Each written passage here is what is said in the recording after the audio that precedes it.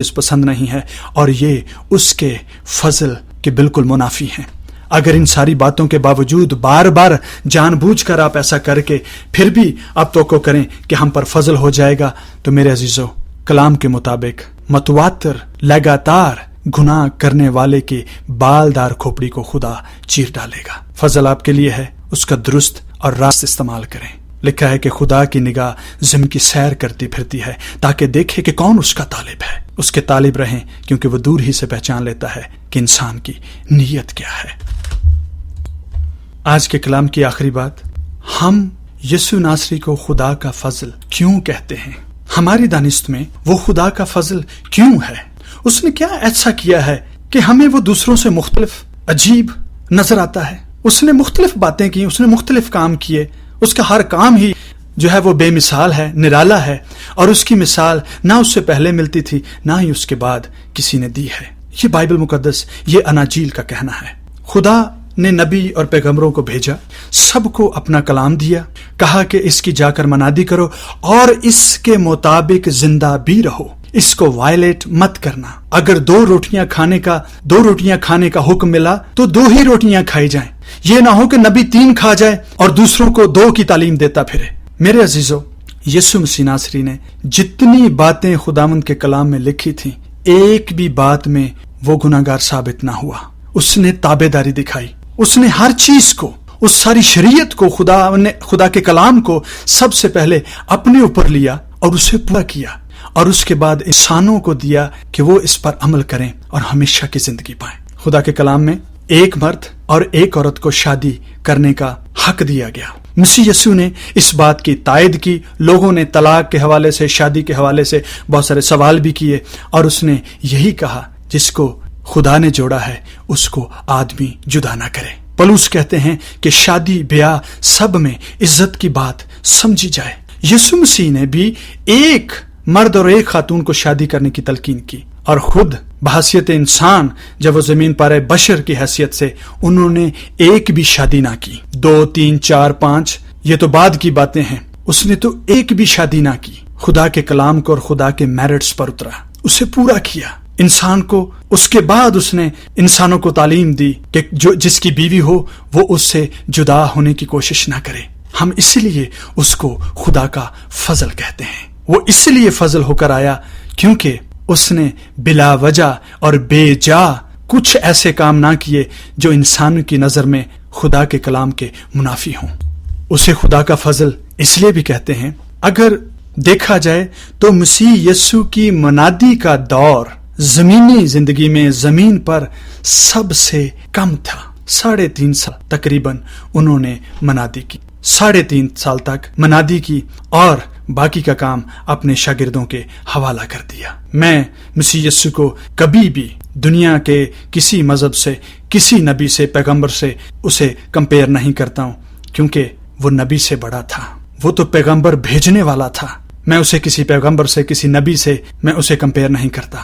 اس نے جو کچھ کہا وہ کر کے دکھایا، یہاں تک کہ جب وہ صلیب پر تھا اور معاف کرنے کا وقت آ گیا کہ اس حالت میں وہ لوگوں کو معاف کرے یا لعنت کرے، تو جس بات کی اس نے ساری بشریت کے دنوں میں تعلیم دیتا رہا، معافی کی تعلیم دیتا رہا، صلیب پر کیلوں سے لٹکا ہوا، جڑا ہوا، کہنے لگا، اے باپ ان کو معاف کر، کیونکہ یہ جانتے نہیں کہ کیا کرتے ہیں۔ اپنی زمین پر سے آسمان پر زندہ اٹھائے جانے کے بعد، زندہ ہونے کے بعد، اس نے جن شاگردوں کو خدمت کا کام دیا، ان کے متعلق بھی تاریخ میں کہیں نہیں ملتا کہ یوحنا رسول یا برتلمائی کے بچے جو ہیں وہ پتمس کے جزیرے پر یا کپرس کے جزیرے پر پائے گئے اور اس کے بعد ان کی نسلیں چلی۔ نہیں، انہوں نے بھی شادیاں نہ کر کے خدا کی خدمت کا کام سر انجام دیا، اور یہاں تک کہ انہوں نے کسی پر تلوار نہیں اٹھائی۔ ان شاگردوں کی بات کر رہا ہوں کہ انہوں نے کسی پر تلوار نہیں اٹھائی، کسی پر لاٹھی نہیں اٹھائی، بلکہ وہ سب کے سب شہید ہوئے ماسوائے یوحنا کے، جو اپنی موت خود مرا پتمس کے جزیرے پر۔ انہوں نے مسیح کی منادی، انجیل کی منادی پاک روح کی قدرت سے اور اس فضل کے مطابق کی جو انہیں دیا گیا تھا، اور یوں مسیحت آگے بڑھتی چلی گئی۔ मसीह यीशु को हम खुदा का सरापा फजल इसलिए भी कहते हैं कि उसने अपने बशरियत के दिनों में जब 3000 5000 की भीड़ उसके पीछे उसका कलाम सुनने के लिए आती थी और लोग रोटियां भी खाते थे, उससे जफ्फे भी मारते थे, उसने क्या आप समझते हैं कि उस वक्त की सियासी कुव्वतें उसके पीछे न लगी होंगी, उसे हाथ में लाने की कोशिश न करती होंगी, उसे लालच देकर अपनी तरफ करने की कोशिश न करती होंगी, पर उसने कोई सियासी मुआहदा साइन न किया, बल्कि खुदा की गैरत में जिंदा रहा और कलाम के मुताबिक चलता रहा। ये उस फजल की खूबसूरती है। हम उसे फजल इसलिए कहते हैं कि उसने अपने किसी पॉलिटिकल इन्फ्लुएंस के लिए, गेन के लिए कोई मुआहदा साइन नहीं किया था। उसने गलत को गलत और सही को सही कहा।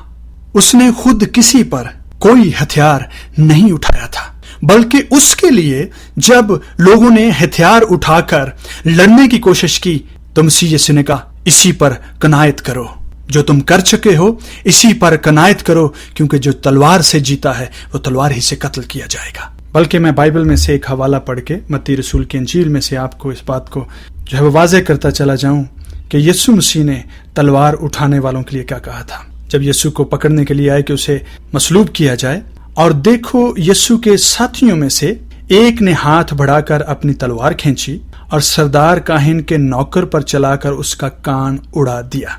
यीशु ने उससे कहा, अपनी तलवार को म्यान में कर ले, क्योंकि जो तलवार खींचते हैं वो सब तलवार से हलाक किए जाएंगे। क्या तू नहीं समझता कि मैं अपने बाप से मिन्नत कर सकता हूं और वो फरिश्तों के 12 तुमन से ज्यादा मेरे पास अभी मौजूद कर देगा। मेरे अज़ीज़ों, मसीह यीशु ने अपने शागिर्दों में से उसको जिसने सरदार काहिन के नौकर का कान उड़ाया था, उसे कहने लगा कि अपनी तलवार को तू अपने म्यान में कर ले। बल्कि लिखा है कि उसने आगे बढ़कर सरदार काहिन के नौकर के कान को छुआ और उसे शिफा दी और उसका कान फिर से बहाल हो गया। मसीह यीशु ने ना कोई जंग लड़ी, ना कोई तलवार खींची, ना किसी का खून बहाया और ना ही किसी को अपने पांव से कुचला, बल्कि उस पर सियासत हुई, उसको कुचला गया, उस पर थूका गया, उसके हाथों और पांवों में कील ठोंके गए, नेजा उसकी पसली में ठोंका गया।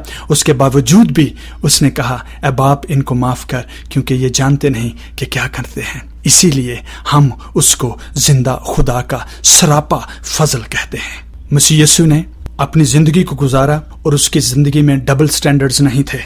उसने तलाक को रद्द कर दिया। जब लोगों ने उससे पूछा कि मूसा ने हमें इजाजत दी है कि तलाकनामा लेकर छोड़ दिया जाए, मसीह यीशु ने कहा कि उसने तुम्हारी सख्त दिली के सबब से कहा था, लेकिन मैं तुमसे कहता हूं कि अगर कोई शख्स मासवाए जनाकारी के अगर अपनी बीवी को छोड़ता है तो वो उससे जना करवाता है। और मैं अगर अपने खुदावंद की बातों को थोड़ा सा आजादी से इसका इस्तेमाल करूं तो मसीह यीशु ने एक और भी बात कही थी कि तुरैत में क्या लिखा है कि तू ज़िना ना करना। और मसीह यीशु ने अपने शागिर्दों को और उन लोगों को जो उसके चौगिर्द बैठे थे उनसे कहा, पर मैं तुमसे कहता हूं, जिसने किसी को बुरी निगाह से, किसी मर्द ने औरत को या औरत ने किसी मर्द को बुरी नजर से देख ही लिया तो वो ज़िना कर चुका। अगर इन लफ्जों का मैं थोड़ा आजादी से इस्तेमाल करूं तो मेरे अजीजों, कोई बशर जमीन पर खुदा के कलाम के मुताबिक अपने जीवन साथी को, शरीके हयात को, खा वो मर्द हो या औरत हो, उसे तलाक दे ही नहीं सकता। कौन सा ऐसा मर्द है या औरत है जो इस बात का ऐलान कर सकती है या कर सकता है कि कौन मुझ पर गुनाह साबित करता है? अगर निगाह में नापाकी की बात हो, कोई शख्स अपने शरीके हयात को तलाक दे ही नहीं सकता। और ये वो स्टैंडर्ड है जो मसीह यीशु ने इंसान को देकर इस बात को रद्द कर दिया है, कंडेम कर दिया है कि तलाक दी जा सकती है। कौन सा शख्स है जो साबित कर सकता है कि उसने कभी किसी को मैली निगाह से, बुरी निगाह से, लस्टफुली नहीं देखा है? और अगर कोई शख्स साबित नहीं कर सकता तो कोई तलाक भी नहीं दे सकता, क्योंकि फिजिकली अगर किसी पर प्रूव हो जाए कि वो जानी है तो जो तलाक देने वाला है उस पर स्पिरिचुअली ये साबित होता है कि उसने भी जिंदगी में किसी को बुरी निगाह से देखा है और ज़िना वो भी कर चुका है। इसलिए मेरे अजीजों, मसीह यीशु ने जो स्टैंडर्ड दिए हैं वो मुआशरे की भलाई के लिए हैं, उसके इकट्ठे रहने के लिए हैं, मुआशरे की रेस्टोरेशन का सबब है, समाजी बैलेंस का सबब है। اس نے جدائی کی بات نہیں کی، اس نے اکٹھے رہنے کی بات کی ہے، میل ملاپ کی بات کی ہے، صلح اور سلامتی کی بات کی ہے۔ اسی لیے ہم اسے خدا کا زندہ اور سراپا فضل کہتے ہیں۔ کچھ لوگ ایک عورت کو پکڑ کر لے آئے، کہنے لگے کہ اس نے تو بڑا گناہ کیا ہے اور یہ گناہ کرتے وقت پکڑی گئی ہے، لہٰذا ہم تو اسے سنسار کرنے کے لیے لائے ہیں۔ مسیح یسوع زمین پر جھکے، اپنی انگلی سے کچھ لکھا، اٹھ کر کہنے لگے جس نے کبھی گناہ نہیں کیا وہ سب سے پہلا پتھر مارے۔ کلام مقدس میں لکھا ہے کہ وہ سب لوگ پتھر وہیں چھوڑ کر واپس چلے گئے، اور مسیح یسوع نے آگے بڑھ کر اس خاتون کو چھوا اور اسے کہا بیٹی جو تجھ پر الزام لگاتے تھے وہ کہاں گئے؟ اور مسیح نے کہا کہ جا، میں بھی تجھ پر الزام نہیں لگاتا، پھر گناہ نہ کرنا۔ مسیح یسوع کے فضل یا رحم اس پر کرنے کا مطلب یہ نہیں تھا کہ اس نے گناہ کو سپورٹ کیا ہے، اس نے گناہ کو رد ہی کیا ہے، اسی لیے تو اس نے کہا تھا جا پھر گناہ نہ کرنا، بچی رہ، پاکیزگی میں چل۔ عزیزو، بہنوں اور بھائیوں، مسیح یسوع اس لیے خدا کا فضل ہے کیونکہ وہ گناہوں سے معافی دیتا ہے۔ اس نے اس خاتون کو جو عین گناہ کے وقت پکڑی گئی تھی اسے معاف کر دیا، اس پر فضل ہو گیا، اسے گناہ سے معافی مل گئی۔ جس پر فضل ہو جاتا ہے سب سے پہلے اس کو گناہ سے معافی مل جاتی ہے، اور اس خاتون کے پاس تو سراپا زندہ خدا کا مجسم فضل کھڑا تھا، معافی کیوں کرنا ملتی۔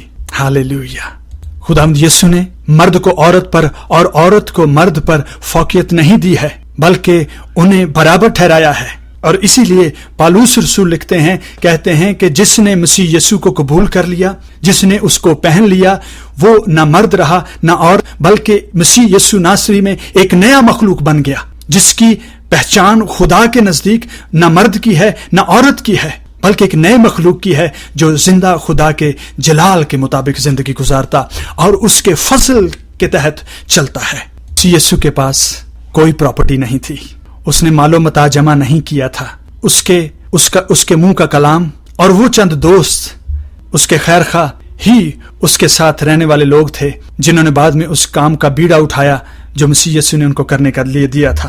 بڑی حیرت کی بات ہے، وہ جانتا تھا کہ یہودی اور رومی میرے خلاف اٹھ کھڑے ہونے کو ہیں، چند روز کے بعد مجھے مار دیا جانے والا ہے، خطرہ اور موت سر پر جو ہے وہ منڈلا رہی ہے۔